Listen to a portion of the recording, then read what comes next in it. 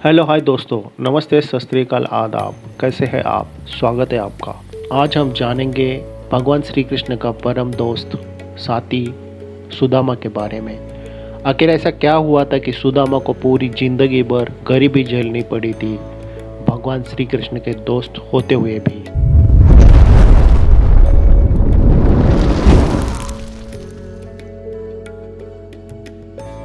दोस्तों, आप सभी सुदामा के बारे में अच्छी तरह से जानते होंगे।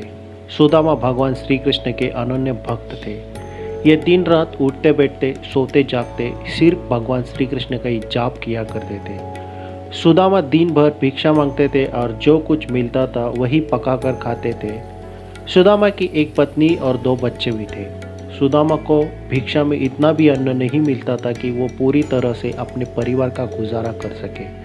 सुदामा श्री कृष्ण के बहुत घनिष्ठ मित्र थे। इसके बावजूद उन्हें पूरी जीवन भर भिक्षा मांगकर अपना गुजारा करना पड़ा। भगवान श्री कृष्ण द्वारिका के राजा थे। आज हम लोग जानेंगे भगवान श्री कृष्ण के दोस्त होते हुए भी सुदामा को पूरी जिंदगी गरीबी क्यों झेलनी पड़ी थी। दोस्तों, एक कथा के अनुसार एक अत्यंत गरीब ब्राह्मण थी। वह भिक्षा मांगकर अपना गुजारा करती थी। दुर्भाग्य से एक ऐसा समय आता है जब उसे 5 दिन तक कुछ भी भिक्षा नहीं मिली। वो 5 दिन वो भगवान को याद करके रात को सो जाती थी। छठे दिन उसे 2 मुट्ठी चना मिल जाता है। चना पाकर वो बहुत खुश होती है, लेकिन जब वो झोपड़ी में पहुंचती है तो वो काफ़ी रात हो चुकी होती है। उस ब्राह्मणी ने सोचा कि मैं इस चने को रात को नहीं खाऊंगी, सुबह मैं कन्हैया को भोग लगाकर मैं इस चने को खा जाऊंगी। ऐसा सोचकर ब्राह्मणी उस चनों को कपड़े में बांध देती है और सो जाती है।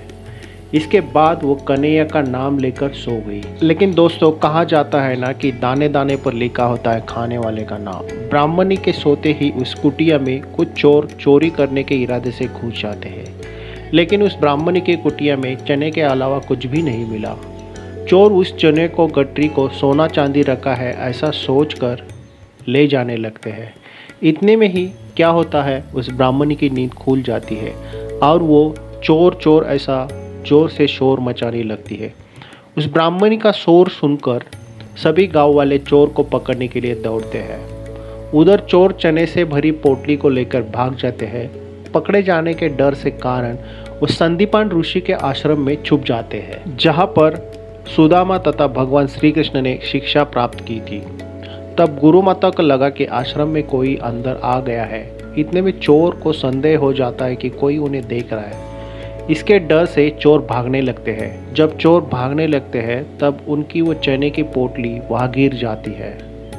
दूसरी तरफ ब्राह्मणी भूख से बहुत परेशान थी।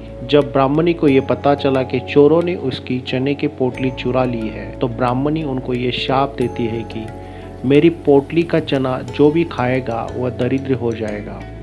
वही जब सुबह गुरु माता आश्रम में झाड़ू लगाने लगती है, तब उसे सामने चने के पोटली मिल जाती है। जब गुरु माता ने उस पोटली को खोल कर देखा तो उसमें चने थे।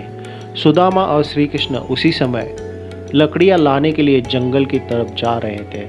तब गुरु माता ने सुदामा के हाथ में वो पोटली देते हुए कहा कि जब भी आप दोनों को भूख लग जाए तो ये चने आप दोनों मिल बांट कर खा लेना। जैसे ही सुदामा ने चने की पोटली अपने हाथ में ले ली तो उसे तुरंत पता चल गया कि ये चने श्रापित है। जो भी ये खा जाएंगे वो दरिद्री हो जाएंगे। चूँकि सुदामा भगवान श्री कृष्ण के बहुत ही बड़े और प्यारे भक्त थे, इसलिए उन्होंने सोचा कि मैं खुद ही इस चने को खा जाऊंगा ताकि भगवान श्री कृष्ण पर कोई आँच ना आ जाए। सुदामा ने उस चापित चने को खुद खा लिया और श्राप अपने सर पर ले लिया। दोस्तों, इसी के कारण पूरी जिंदगी सुदामा को गरीब रहना पड़ा था। तो दोस्तों, ये थी कहानी सुदामा की भगवान श्री कृष्ण की तरफ प्रेम और समर्पण की। हम जल्द ही हाजिर होंगे एक नई कहानी के साथ। तब तक देखते रहिएगा द एशियन वर्ल्ड। अगर आपको ये वीडियो अच्छी लगी हो तो लाइक ज़रूर कर देना, और आप चैनल पे नए हो तो चैनल को प्लीज़ सब्सक्राइब कर देना। Thank you very much.